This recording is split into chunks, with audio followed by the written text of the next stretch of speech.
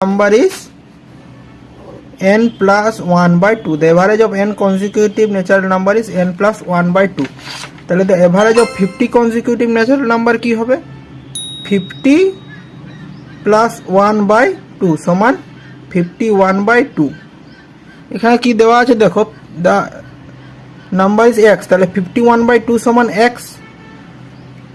তারপরে the average of 50 next 4 natural number যদি add করা হয় তাহলে কি 54টি নাম্বার, তাহলে তাদের এভারেজ কি হবে 54 প্লাস 1 বাই 2 সমান 55 বাই 2।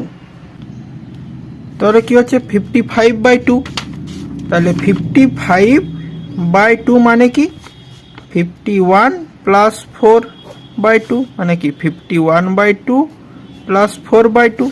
51 বাই 2 মানে কি x, তাহলে সমান x প্লাস 4 বাই 2 মানে 2। তাহলে অ্যান্সার কি হবে?